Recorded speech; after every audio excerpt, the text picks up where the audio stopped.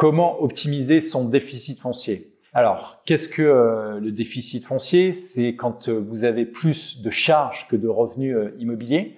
Ce qu'il faut avoir en tête, c'est que l'immobilier peut être négatif entre guillemets en termes de revenus, donc ça vous crée du déficit foncier. Ce déficit foncier, il va être imputable dans votre revenu global, dans les limites de 10 700 € par an, mais il peut être également, imputable des années jusqu'à 10 ans après la création de ce déficit foncier. Et il y a certains épargnants, pour ne pas perdre ce déficit foncier, qu'est-ce qu'ils vont faire? Ils vont essayer d'optimiser l'utilisation de ce déficit foncier, et pour l'optimiser, vous avez plusieurs façons de procéder. Alors la première, c'est quand vous avez un actif, de maximiser les revenus fonciers. Si vous maximisez ces revenus fonciers, vous allez pouvoir avoir plus de revenus et absorber ce déficit foncier.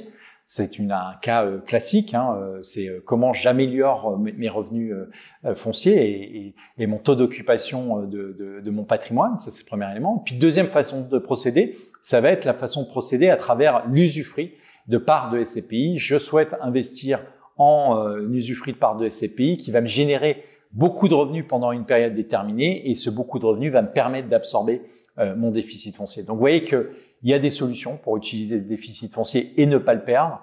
Et c'était différentes façons. Soit on le fait sur l'immobilier direct, soit on le fait à travers l'usufruit de parts de SCPI. Petit élément important, si vous le faites en usufruit de parts de SCPI, n'oubliez pas que la valeur globale rentrera dans votre IFI si vous avez l'IFI, la valeur en pleine propriété. Si vous avez une question, une remarque, une suggestion, n'hésitez pas, et on se dit à très vite sur meilleurscp.com.